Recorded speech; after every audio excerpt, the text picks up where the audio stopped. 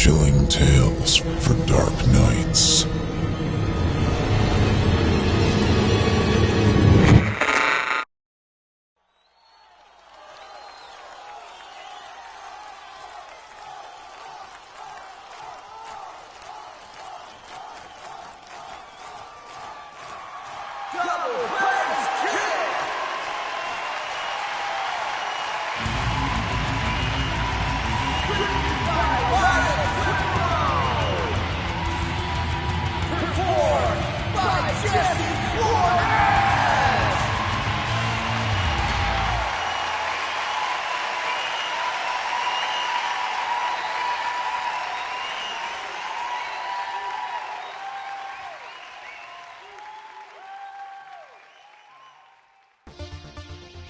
Full throttle. We had now ascended to the level of gods. Metal. The most vicious rock stars to ever take the music scene. Everything you can think of, they lived that life. The wild life of rock stars. The wild life of heavy metal. But even more than the life of bodacious rock stars, a mystery swirls around their music. Mysterious occurrences, the disappearance of a valued member. I think they're probably trying to forget about what happened on that last tour. God knows I'm trying to. Join us for our exclusive interview of the lead singer as we find out what happened behind our music.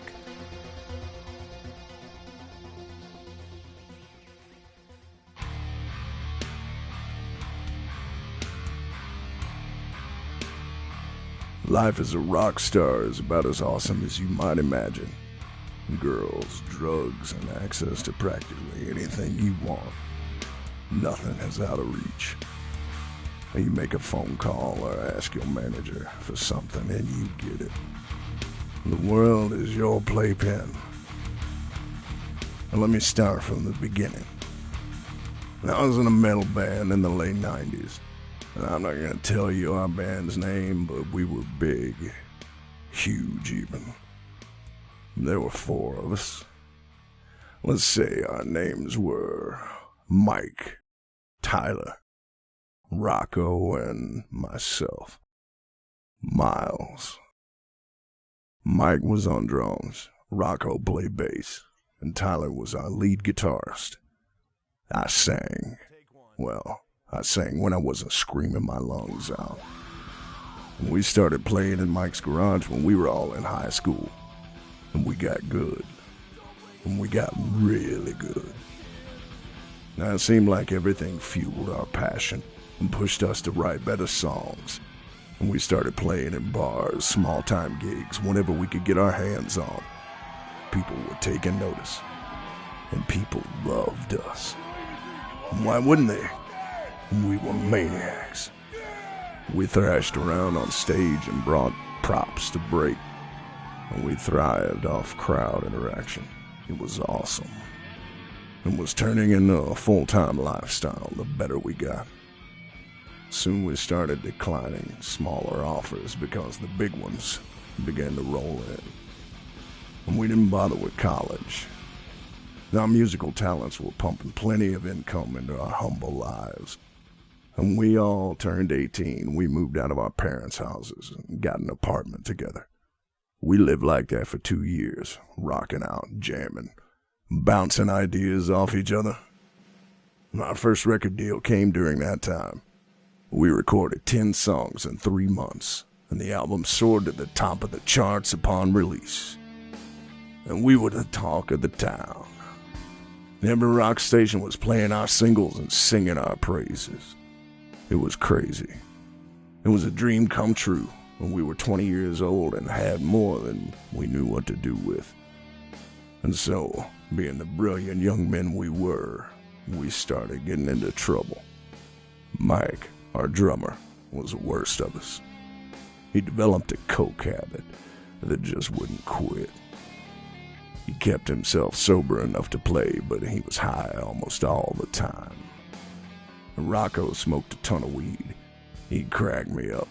We'd be back at our apartment and he'd just sit on his bed, baked out of his mind, and strum his guitar for hours.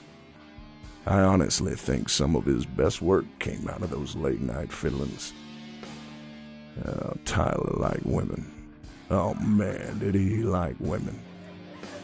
I don't know how he got anything done during those 2 years. The guy never slept. You could always hear him in his room having his way with whatever chick he picked up that night. I don't know how he did it. He wasn't particularly good looking. I think maybe more than a few of those women were on the clock.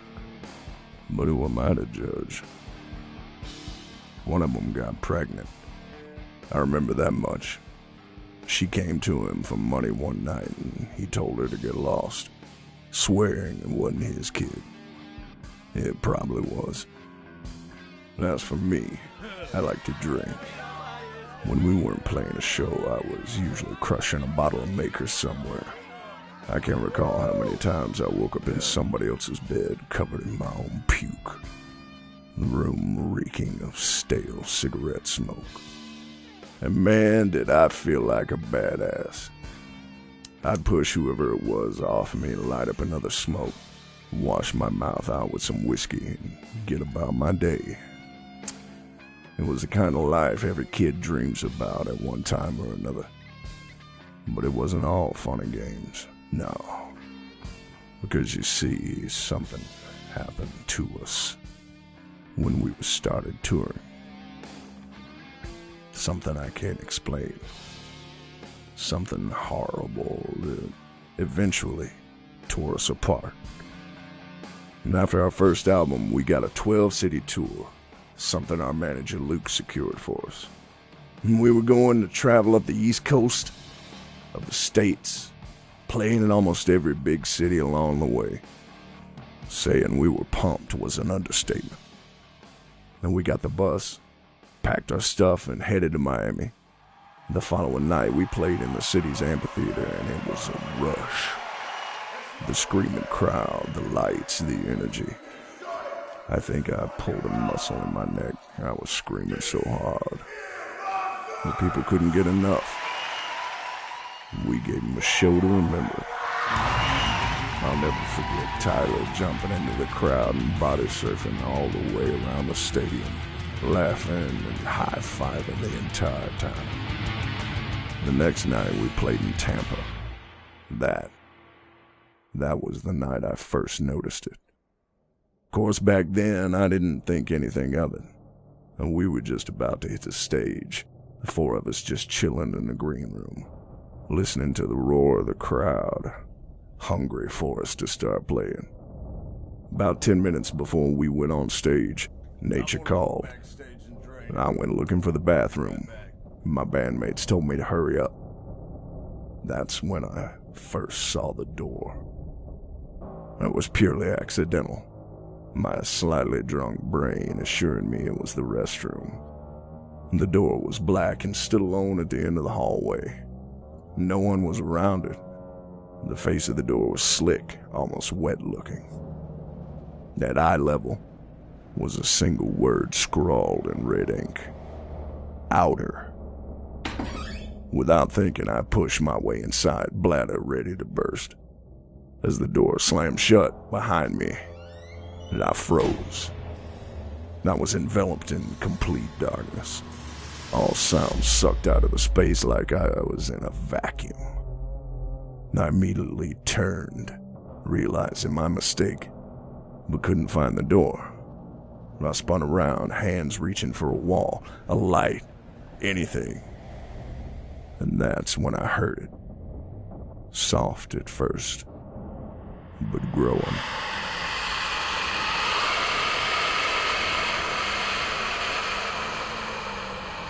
It was a deep voice, echoing from the still darkness. And I stopped moving and called out, but the voice only repeated its instruction.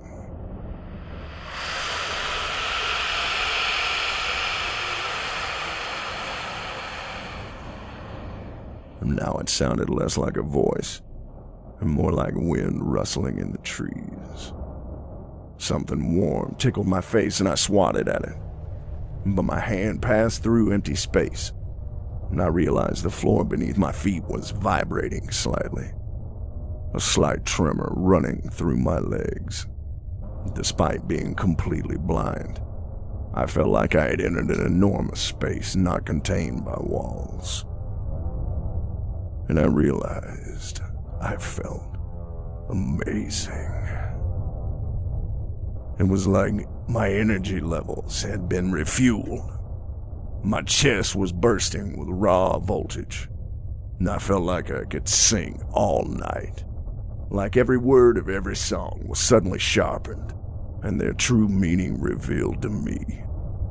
And I saw a playlist in my head, and I grasped the depth of what I was singing in a way I had never appreciated before. My heart thundered in my chest like Mike was playing a beat on it, and I smiled in the silent black. What was this place? Well, I was about to call out again when a new sound entered the space.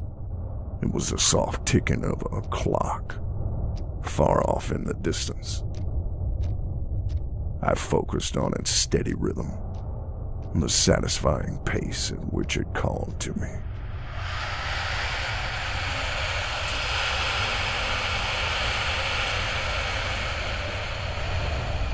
After a few moments, the gentle shush and the sound of the clock faded.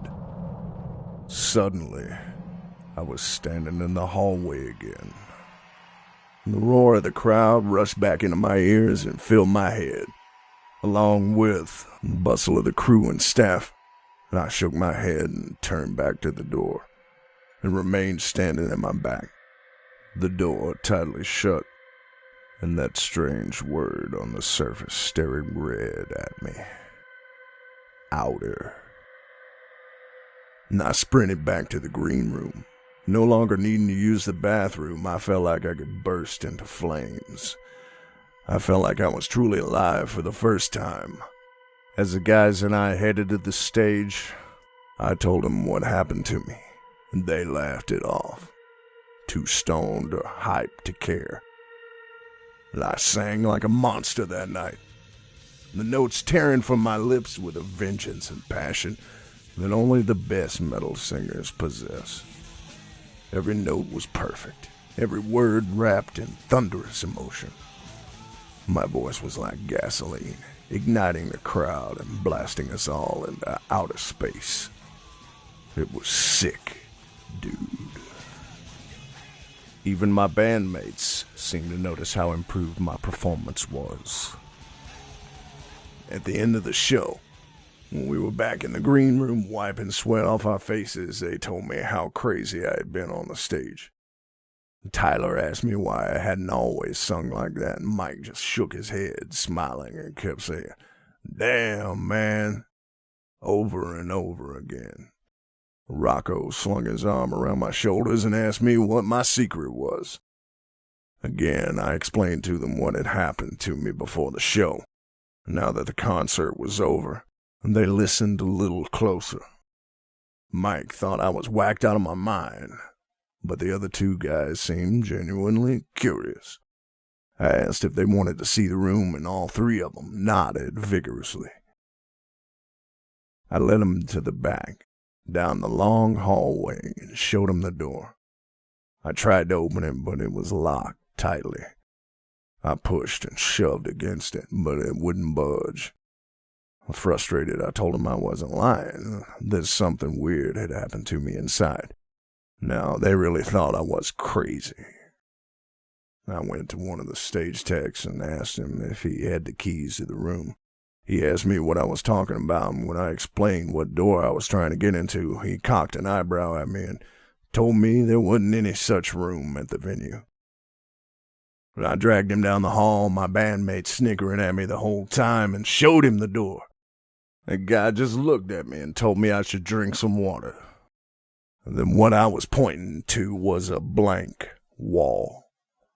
And I started to protest, but Mike butted in and dragged me away from the confused man.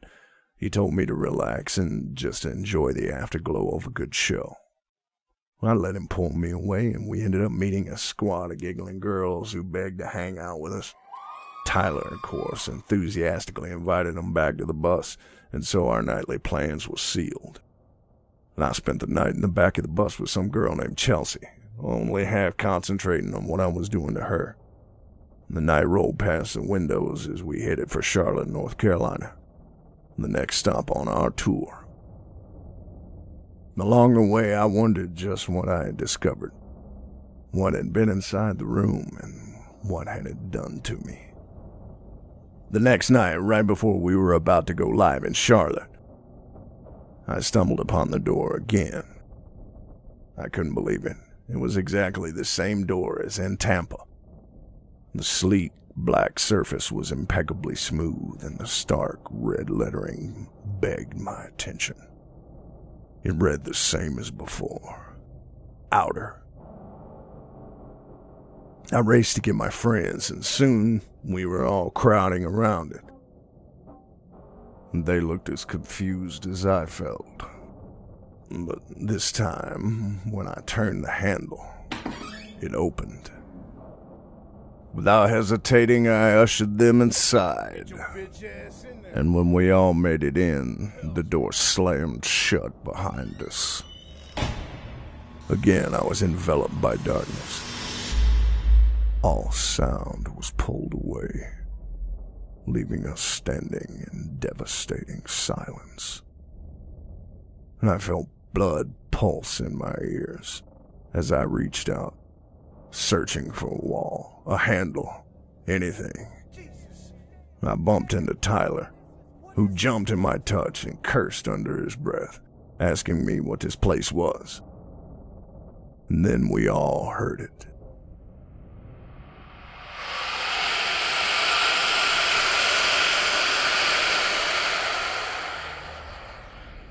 The voice, nothing more than a deep rush of breath or soft wind, filled the space, expanded it, surrounding us.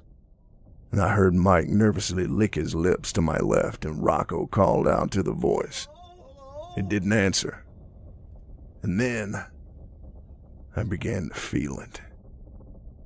That same familiar energy pulsing through my heart, filling my veins, burning in my muscles. I welcomed it, feasted off of it, let my senses drown in it.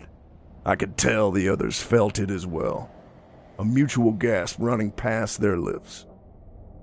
After a moment, I heard a soft ticking in the distance, slowly growing louder. Tick, tock, tick, tock, tick, tock.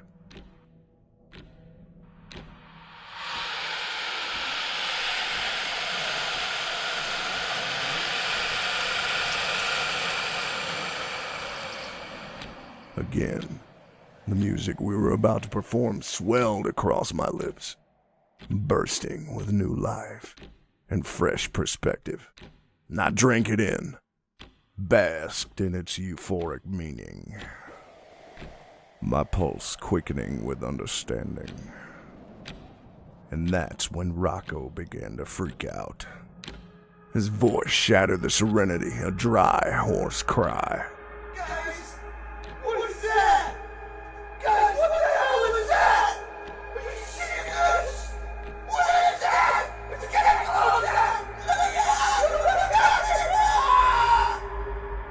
And I blinked, and suddenly we were standing in the hallway outside the room, and the black door firmly shut at our backs.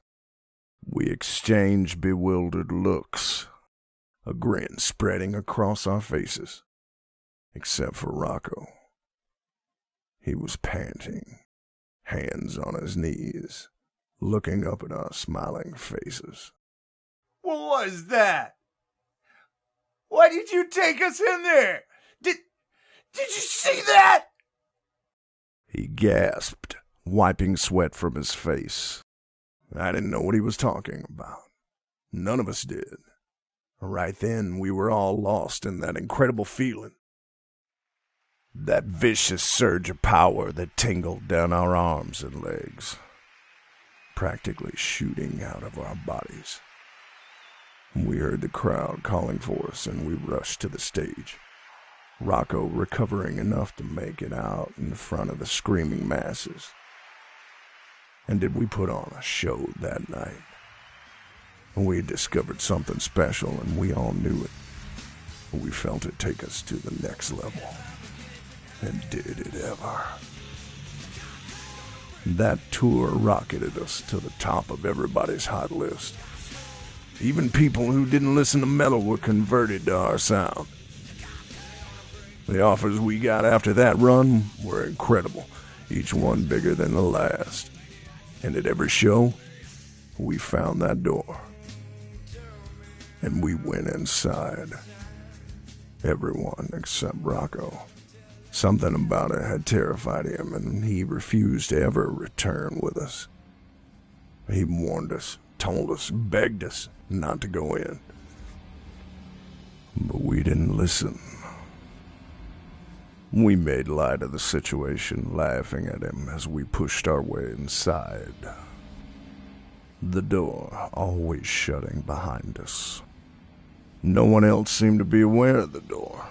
No one asked us about it. Nothing. It was our little secret, our source of pure, raw energy and inspiration. It fueled our careers to heights we had only dreamed of. After the first tour, we decided it was time to hit the studio again and start recording the highly demanded follow-up to our smash hit first album. And there was no lack of creativity during that time, and our producer was constantly amazed at the material we came up with. We rocked harder than ever before, turning our sound even heavier and more aggressive than the last album. I wrote a ton of songs, way too many for us to put on one album. And so we recorded 2 albums at once, 26 tracks in 5 months. And they were incredible. Mike's drumming was the stuff of legend. The insane speed at which he played was almost overwhelming, and Tyler never seemed to run out of fresh riffs. Each one more melodic and incredible than the last. The things he did with that guitar still blows my mind. Rocco did his best to keep up with us, borrowing suggestions and observations from Tyler so he wouldn't fall behind. And when our second album was released, the world gobbled it up like candy. The reviews were stellar, calling it one of the best metal albums of our time. And we knew it, because we knew about The Room. We started our second tour on the day I turned 24. 21 cities across the United States. It was a massive undertaking, and we were ready for it. We started in San Francisco that time and worked our way back to the East Coast. At every stop, every show, we found that strange door, and we went inside. We let the voice wash over us. Listen to the steady tick of that elusive clock, and let the bizarre energy fill us.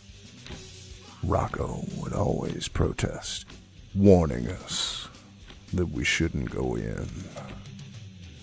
But we ignored him.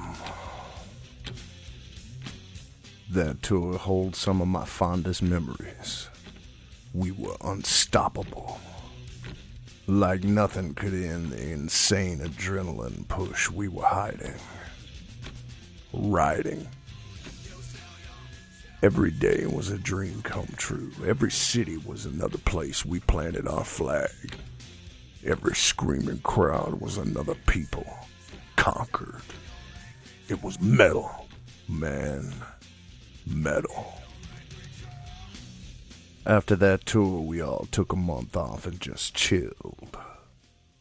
And we were tired, the road exhausting us, but it was a good kind of fatigue. We played a couple of small shows just to stay sharp, and we always managed to find that room hidden somewhere behind the stage. Our third album was released, and again, our music rocked the world. Critics couldn't believe we had another release of such caliber. And more record deals came flooding our way. Mike wanted to get back out on the road, and after some discussion, we decided we'd do another big tour before hitting the studio again. Now, we had released 2 albums in 1 year. Want to let the people get hungry again. This time, we toured Europe. England, Germany, France, the whole shebang. 26 cities, 26 concerts, and a whole lot of booze, coke, and women. And we had now ascended to the level of gods. The most vicious rock stars to ever take the music scene. Towards the end of that tour, though, something changed. When we were in Paris about to go on stage, Mike, Tyler, and I were standing in front of that black door. The letters practically glowing at eye level. We could hear the crowd screaming for us, chanting our names. We entered the door, into the darkness, and as the latch closed behind me, I knew that something was different. I stood, waiting for the familiar feeling of power and energy to flow through me, but it didn't.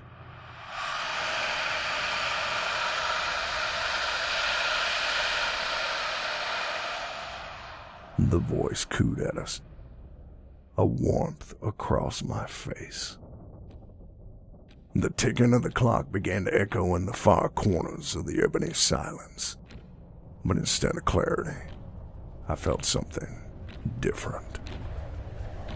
Dread.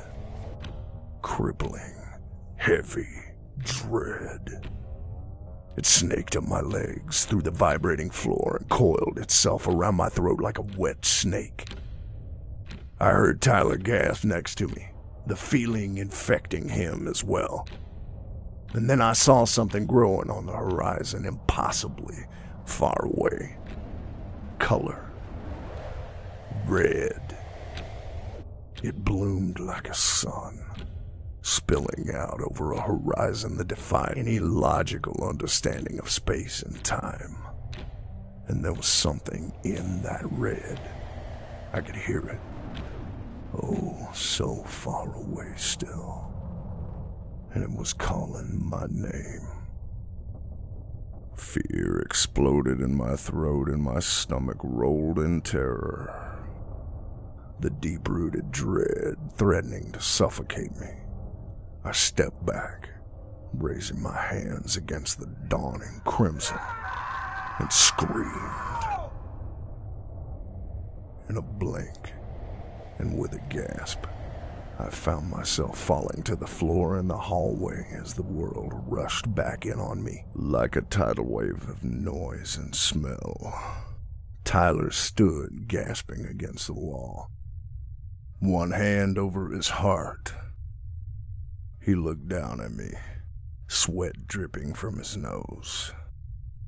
Wordlessly, I nodded at him as if to affirm the question I knew he would ask.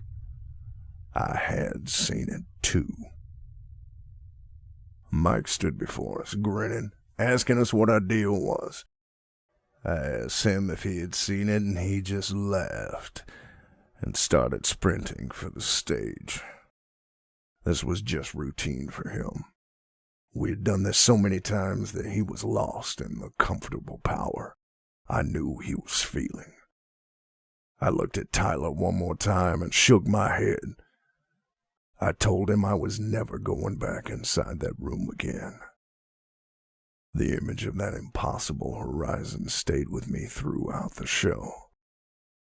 I don't even remember how we did that night, but it probably wasn't very good. Regardless, the crowd loved us, and I did my due diligence and then got off the stage. Whatever happened that night changed something in me. Rocco didn't speak to us about it, but I could tell that he knew we had experienced something in that room just like he had. I had nightmares for the rest of the tour. 3 months later, we decided it was time for another album. We spent 6 months working on it, and it was f***ing terrible. I think we all knew it, but our stardom blinded us until after it was released. Fucking critics destroyed it, and fans cried out in disappointment. The edge just wasn't there anymore. Our sound had lost a lot of its passion, and I found my songwriting abilities had greatly diminished. It was frustrating, and that anger rippled out from between the four of us. For the first time, we started fighting. Hostile, bitter arguments lasted late into the night. Everyone blamed someone else, the finger always pointing across the room. I could feel us breaking apart. We all could. And it scared the daylights out of us. The best track on the album was a 2-minute drum solo that Mike insisted we include. Ironically, it was the only track that didn't get slammed. I'll admit that it was pretty unreal. I don't even know when Mike recorded it. The talent I knew he possessed pulsed through every beat, and I was blown away the first time he played it for us. A couple of weeks after the album released, we got signed for a tour. 18 shows across the world. We knew we needed this to reestablish ourselves as the kings of metal. But we weren't ready to give up the throne. We weren't letting go of the scepter just yet. And this was our chance to reinvigorate an ocean of disappointed fans and light a fire in them again. And we needed them to believe in us again. We needed them to know we weren't done yet. And so we departed for Boston, our first gig. I'll never forget it. It was the night Mike started to lose it. We were in the middle of our set. The crowd, a surging mass of raised fists before me. Sweat dripped from my hair, and I wiped it on my face and cleared my throat to launch into the next song. Mike was the only one who went into the room that night. He didn't even ask us if we were coming. He just left and came back a few minutes later, looking ready to go. I could practically see the energy flowing out of him. As I sang, I still felt passion and love for what we were doing. But that hard edge of clarity was lacking, and I knew why, but I chose to ignore it. It wasn't the room that made us good. It was each other. And it was our enthusiasm for music and metal. It was the care and craft we all possessed. Halfway through the song, though, I began to hear Mike yelling behind me. It wasn't unusual for him to join in my belting roars, but he wasn't doing that. Still singing. I turned to look at him, throwing him a theatrical salute. Mike was leaning over his kit, his eyes fixated on what he was doing, but his face was twisted in a horrific snarl. I could hear him yelling something at his drums, his eyes dancing wildly across it as he beat on them. Drool leaked from the corner of his mouth, and with every strike of the drumstick, he growled along with it. He looked furious. And when he finally looked up at me, I almost stopped singing. His eyes were burning red.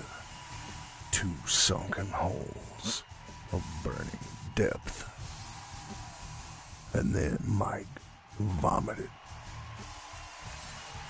The crowd, not missing a beat, roared their approval as Mike heaved up another mouthful, never slowing his continuous pounding on the kit. Puke splashed across his chest as he licked his lips and threw his head back and laughed. He sounded insane. We managed to finish the set without another incident, and when we had finally bowed out and were in the back room, I cornered Mike and asked him what had happened. He laughed it off, his eyes his own now, and he told me he probably should lay off the coke for a bit. The fuck was that? What happened to you out there? Maybe I should just lay off the coke for a bit. Yeah, you think? Crackhead. But I suspected something else. Rocco, Tyler, and I shared a look as Mike went to clean himself up in the bathroom. We knew. This was about the room. The tour continued, and we had cautious success. We played a lot of our old stuff, and the crowd seemed to respond with enthusiasm. The only track we played off the new album was Mike's drum solo. I would usually leave the stage and pound water while he did his thing, but I watched him like a hawk. He still went into that room before every show. I'd given up trying to stop him. During his drum solos, I would often see his eyes change, much like they had the first time. I would feel dread begin to dam in my throat as I watched him. The crowd loved it, of course, but it scared me. A lot of the time, Mike would just start screaming and beat on his kid like he was trying to destroy it. His howls weren't that of passion, though. There was something else. They were roars of unbridled fury. They were the cries of raging anger. I knew Mike. I had grown up with him. I knew him better than anyone else did. He was like a brother to me. And this change in him was not Mike. This was not my friend. During one of the shows, while he was doing his drum solo, a fan managed to slip past security and run on stage. It was just some teenager fueled by the music to do something crazy. He jumped on stage and started headbanging to the beat of the drums, and Mike immediately stopped playing, his eyes blazing. Then, without warning, he jumped down from his kit and grabbed the guy by the back of his neck and slammed him face first into the floor. Security rushed the stage, but not before Mike stomped on the kid's arm and reached down, jerking it backwards and breaking it in 3 places. It took 3 men to drag Mike, kicking and screaming, away from the poor teenager. And we cut the show short that night. After 2 more shows, Mike's condition only worsened. He didn't talk to us anymore between concerts, keeping to himself, his complexion growing pale. I asked him a couple of times if he was feeling all right and that we could delay the rest of the tour if he was getting sick. He always brushed my concerns off with a wave of his hand, muttering that he was just fine. I also noticed that he was spending more and more time in that room before the show. It went from a couple of minutes to almost an hour. We all tried talking to him, telling him he needed to stop, but it was impossible to control him. Between the coke and whatever energy that room gave him, there was no stopping him. And so we stopped trying, afraid that if we pressed any further, he'd get fed up and leave the band. As the tour started to wind down, with only a couple more cities to hit, Mike really started to lose it. While I sang, I would hear him behind me, throwing things, cursing all of us. I didn't understand, didn't know what he wanted from us. And we had a show in Denmark where Mike just screamed the entire time. From start to finish, he just pounded away, roaring at the top of his lungs, his eyes hot with hate and rage. And something else. Something alien. Something inhuman. I tried not to think about how his eyes looked during that tour. It still haunts me. And despite his antics, we made it to the last show. And we were in Richmond, Virginia. Moments before we were supposed to go on, Rocco, Tyler, and myself were waiting for Mike to get back from the room. The mood was grim. He had been gone for almost 2 hours by then. Rocco asked me if we should check on him, and I said to wait a few more minutes. After 10 o'clock passed, I knew we needed to get on with the show. I told Rocco and Tyler to go distract the crowd, and they gave me a worried look and hurried off, taking a deep breath, and I went to find Mike. I knew where he was. It didn't take me long to find the door. I stared at it, hating it. Those red letters burning like blood against the black. I put my ear to the door and listened. Silence. Every ounce of me screamed not to open that door again, but I knew I had to. I knew I had to go in there and get Mike. The handle whispered to me as I turned it, the black growing in the crack as I slowly pushed it open. Licking my lips, I said a silent prayer to a God I didn't believe in. And then I went inside. The door slammed behind me, and I was soon encased in thick darkness that swelled around me. My heart was thundering in my chest, and I felt my shirt stick to my back as sweat coated me. Mike? I called, my voice zipping from my lips to fly off into the empty nothing. I couldn't see anything, couldn't hear anything. I reached out, trying to find my friend, but my fingers came away empty.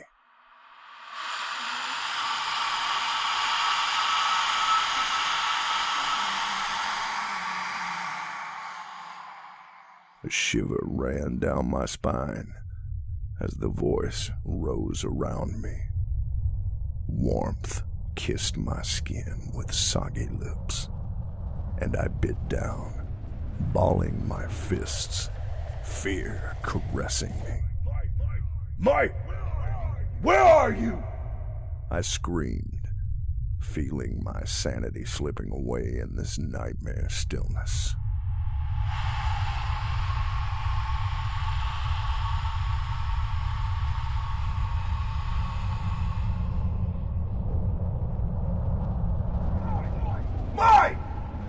I screeched, voice cracking with hysteria.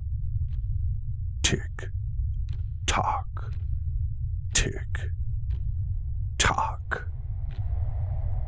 My breathing became rapid as I felt energy and power flow around me, shifting masses of titanic darkness closing in at my sides. I felt like I was in a coffin, like the black was a blanket pulled across my face, suffocating me. I was about to call out again when I froze. Mike's name caught in my throat.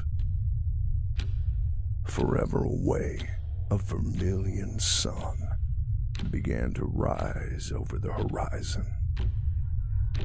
I screamed, turning away and sprinting into the darkness as color bled over an expanse of nothingness, long maroon fingers reaching for me. I could feel something in my back, the presence of something sinister, panting my name. Tears poured from my eyes as I ran, lungs burning, panic erupting like a volcano in my chest. I stumbled and tripped, catching myself moments before I fell. I knew that if I went down now, it was over.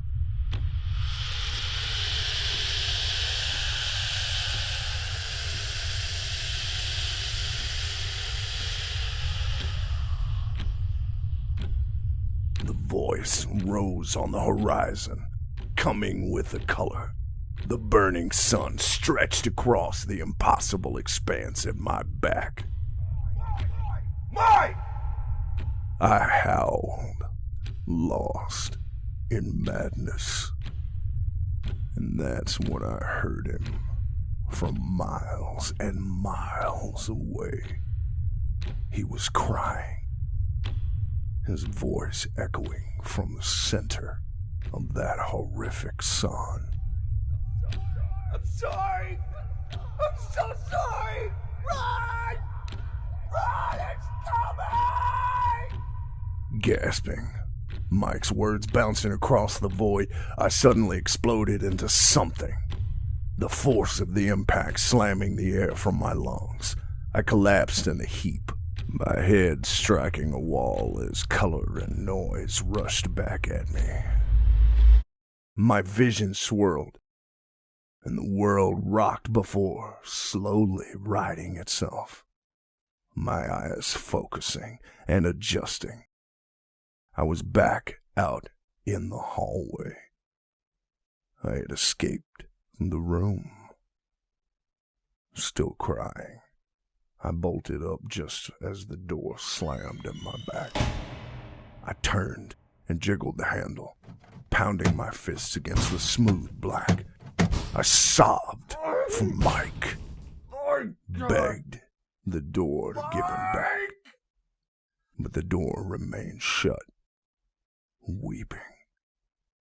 And I raked my hands across the surface, pounding my forehead against the hard surface. Tears streaming down my face.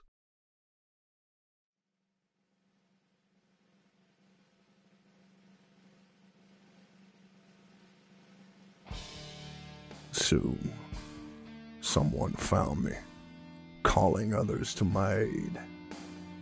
Everyone had been looking for me. I heard a woman call for a doctor, but I barely registered it. And I was lost in myself. The horrific image of that dawning sun burned into my skull. As I was led away, I took one last look at the door and saw the word had changed. It now read, "Awoken." I don't have much memory of what happened next. Obviously, the show was canceled. I spent a lot of time in the hospital the following months. I was asked a lot of questions and given a lot of medication. And they tell me I wasn't myself during that time period. They said I talked a lot of nonsense about the sun and how Mike was trapped in it. Like I said, I don't remember much of that. Rocco and Tyler stayed with me through everything. They're good guys.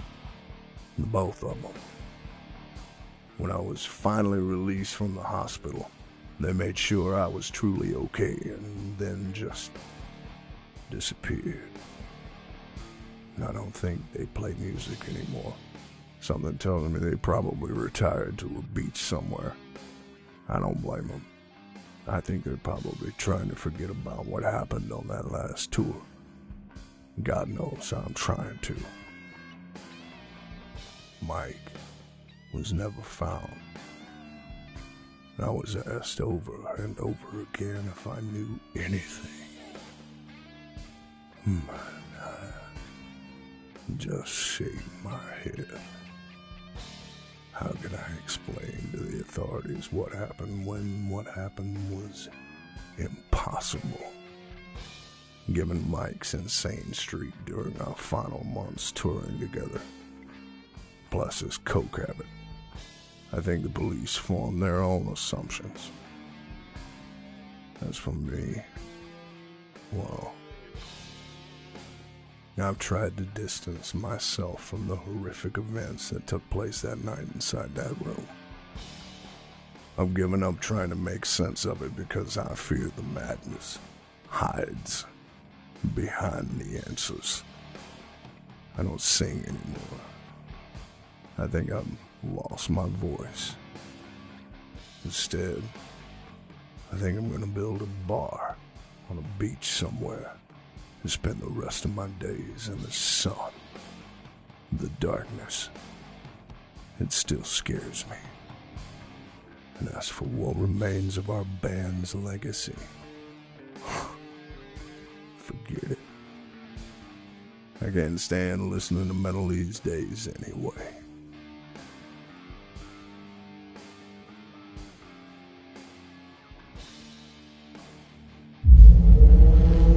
Chilling tales for